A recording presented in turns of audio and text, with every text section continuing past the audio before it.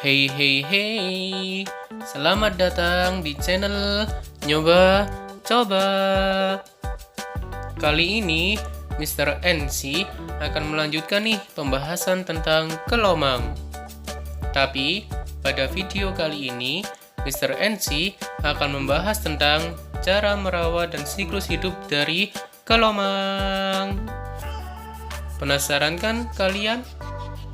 Daripada penasaran terus tentang cara merawat dan siklus hidup dari kelomang, yuk simak terus video kali ini.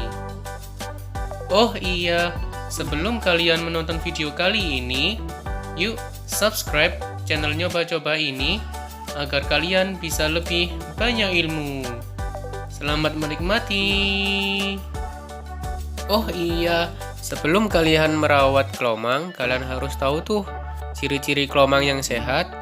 Ciri-ciri kelomang yang sehat yang pertama yaitu tubuhnya lengkap atau tidak memiliki cacat fisik.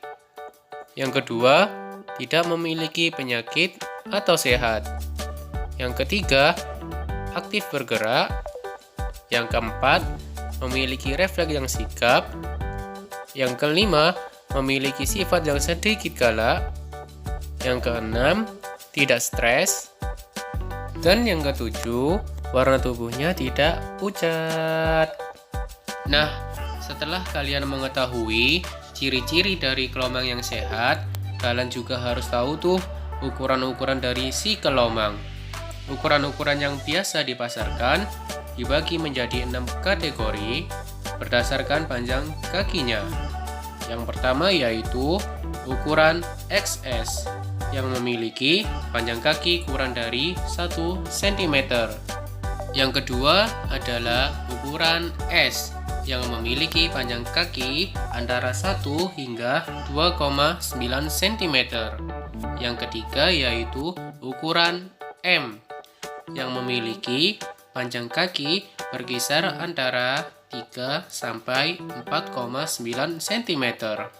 Yang keempat adalah ukuran L yang memiliki panjang kaki berkisar antara 5 hingga 6,9 cm.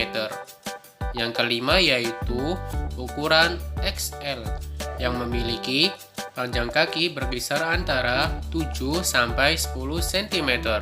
Yang terakhir adalah ukuran XXL yang memiliki panjang kaki lebih dari 10 cm. Nah, setelah kalian mengetahui ciri-ciri kelomang yang sehat dan ukuran-ukuran dari si kelomang, yuk kita langsung aja bahas tentang cara perawatan si kelomang dan siklus hidupnya. Yang pertama yaitu cara merawat kelomang.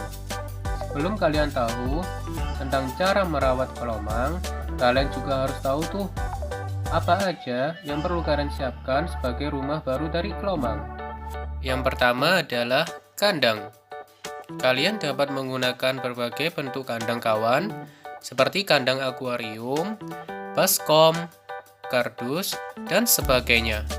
Asalkan kandang harus memiliki tinggi minimal 4 hingga 5 kali ukuran dari si kelomang dan memiliki luas kandang minimal 4 hingga 5 kali dari ukuran si kelomang. Jika kalian menggunakan akuarium, kalian dapat menggunakan akuarium dengan ukuran minimal S. Tapi, Mr. NC saranin kalian menggunakan akuarium dengan ukuran minimal M, biar kalian leluasa menghias kandang untuk si kelomang. Yang kedua yaitu alas kandang. Untuk alas kandangnya sendiri, kalian dapat menggunakan bahan-bahan seperti pasir pantai dan sabut kelapa. Kalian harus juga tuh mempertimbangkan ketebalan alas kandang. Kenapa ya? Karena kelomang suka menggali dan nantinya juga dapat berguna saat kelomang mengalami fase pergantian kulit.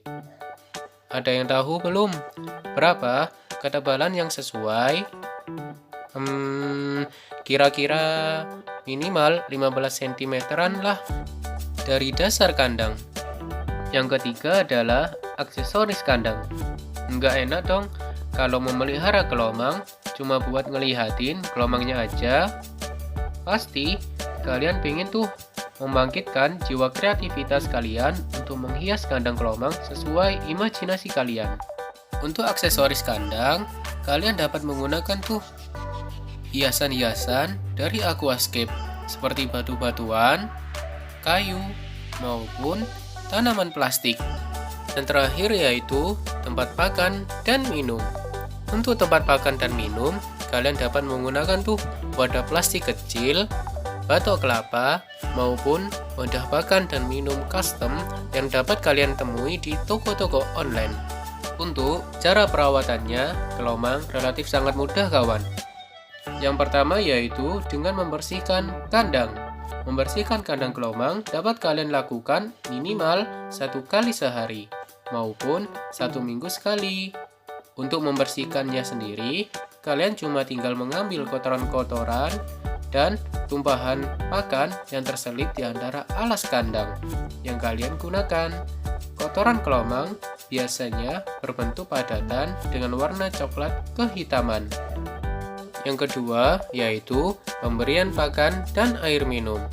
Kelomang termasuk hewan omnivora, artinya pakan kelomang biasanya berupa sayur-sayuran, buah-buahan, maupun udang-udangan kecil. Kalian dapat menggunakan air isi ulang, air pump yang sudah diendapkan, maupun air mineral sebagai air minumnya kawan. Pemberian pakan dan pergantian air minum dapat kalian lakukan minimal 1 kali sehari. Yang terakhir adalah pembersihan alas kandang.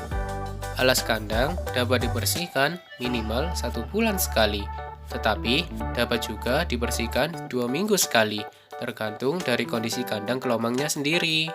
Berikutnya adalah siklus hidup dari si kelomang. Ada yang sudah tahu belum siklus hidup dari si kelomang ini? Kalau belum, Mr. NC akan beritahu nih siklus hidup dari si kelomang ini. Ini merupakan siklus hidup dari si kelomang. Siklus hidup kelomang dimulai sejak kelomang dewasa melakukan perkawinan. Kelomang dapat dikawinkan saat berusia dewasa. Kemungkinan ya, ukuran untuk kelomang dewasa yaitu L dengan panjang kaki 5 hingga 6,9 cm. Untuk jantan harus lebih besar dari ukuran si betina agar perkawinan maupun kopulasi dapat berhasil. Ada yang tahu belum apa itu kopulasi? Kopulasi adalah tindakan yang dilakukan sepasang hewan dengan menggabungkan alat kelaminnya. Lama perkawinan antar kelomang biasanya berkisar antara 3 hingga 50 menit. Seperti yang terlihat, kelomang saat kawin tidak sepenuhnya keluar dari cangkangnya kawan. Mereka hanya akan mengeluarkan sebagian tubuhnya saja. Letak kelomang jantan berada di atas kelomang betina.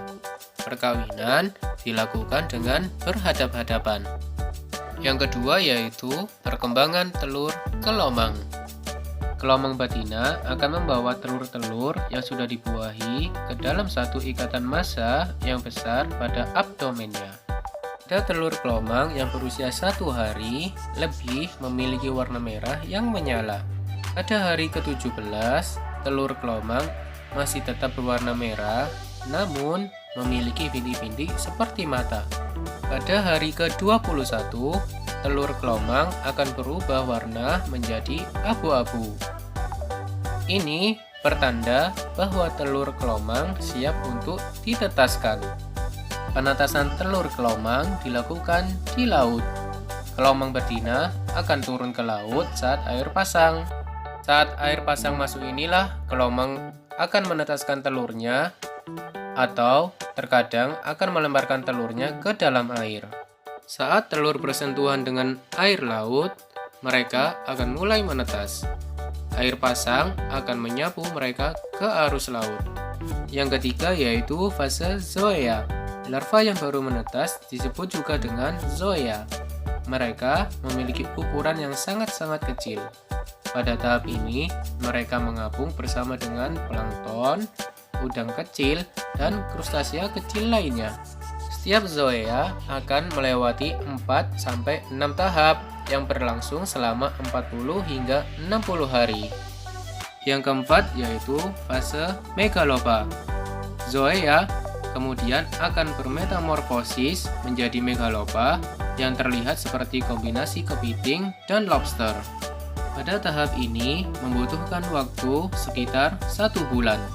Pada tahap akhir megalopa, ia akan mulai mencari cangkang moluska pertamanya dan mulai menghabiskan waktu lebih lama di luar air.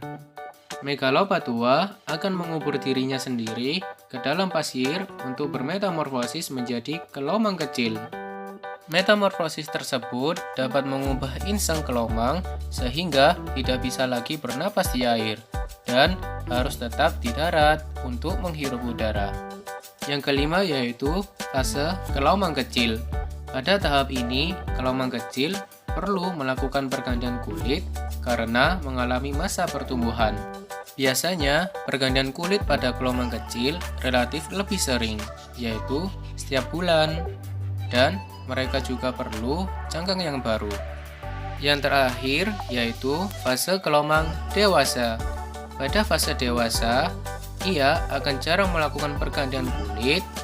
Kalau melakukan pergantian kulit, mungkin sekitar setengah tahun sekali, dan mungkin hanya akan menumbuhkan eksoskeletonnya saja.